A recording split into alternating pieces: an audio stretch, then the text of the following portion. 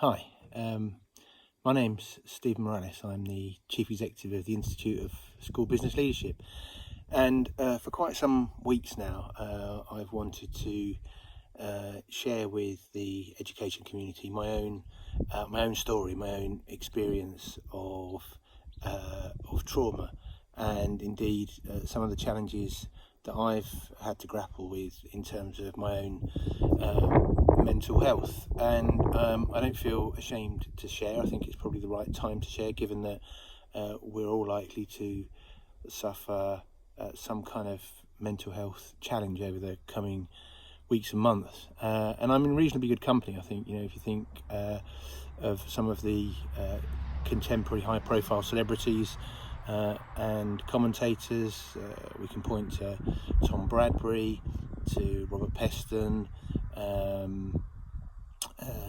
certainly members of the royal family, senior members of the royal family, have also suffered with depression and anxiety.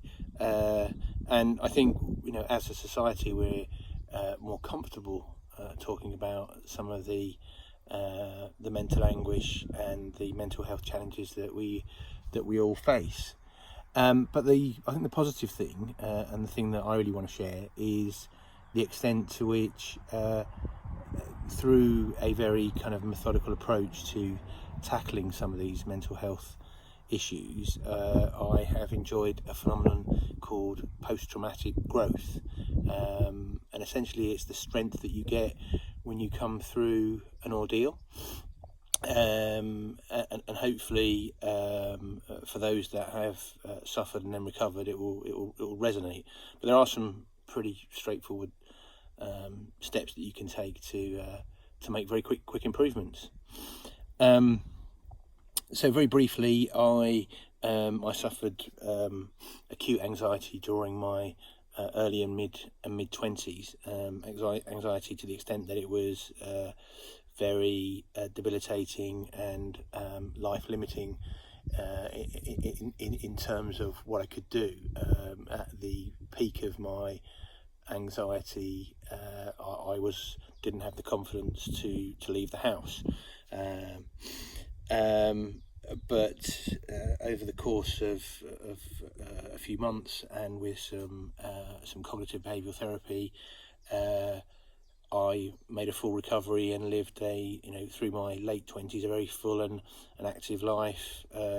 Professionally, I enjoyed success in a sporting context. I competed at a very high level as a triathlete. I was very into my outdoor pursuits and took on some significant challenges. So that period of my life, whilst it was difficult, I learned a lot about myself. I learned how to become a more authentic version of myself, and really, I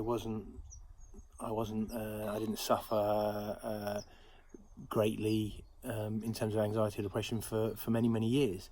And then in 2017, I was attacked and beaten to within an inch of my life, and suffered 2 frontal lobe contusions. And that was a very difficult period for me. The prognosis was very uncertain, and whether or not I'd actually ever be able to return to full mobility, and certainly my cognitive ability going forward was definitely in question.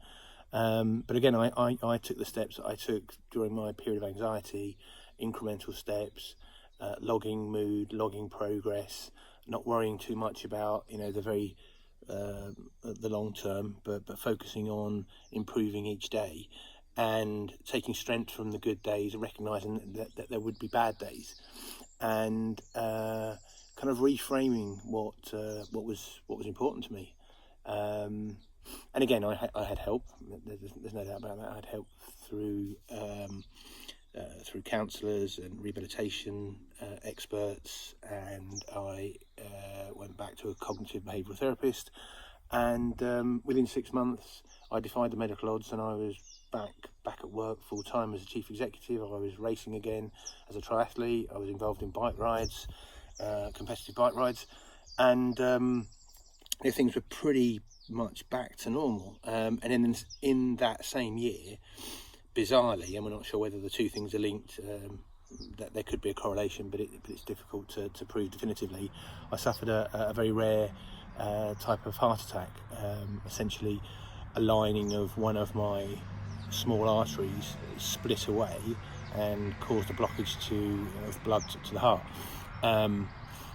So again, that was quite a traumatic and potentially life-threatening situation. And more than the physical impact, it was the mental impact that it had on me. So I went back to the drawing board, took those steps again, followed the incremental gains idea, small steps, gradual improvement, monitoring progress, working with professionals. And 6 months from that date, I was able to get on my bike and ride up some of the toughest terrain in the Alps. And that's 2 years ago now. I now found myself in the midst of COVID-19. I contracted the disease fairly early on, and with comorbidities, obviously that was quite a scary time. And I, like others that have contracted the disease, I suffered the high temperatures for 3 or 4 days. I had the feelings of exhaustion, and the uncertainty of where this disease can take you. And unfortunately, I didn't suffer in the horrific way that some have. I didn't have to go to hospital, never required any oxygen, certainly didn't end up on a ventilator. But nevertheless, again, my mental capacity was being challenged, and I used the same techniques, and it got me through. Now, beyond my own personal experience, I am starting to feel anxious about friends and family, loved ones, particularly my parents and Jacqueline's parents, my wife's parents, and I'm having to tap in again to those techniques. The thing about anxiety and depression is they are fueled when there's a lack of certainty, and that's one of the things we don't have.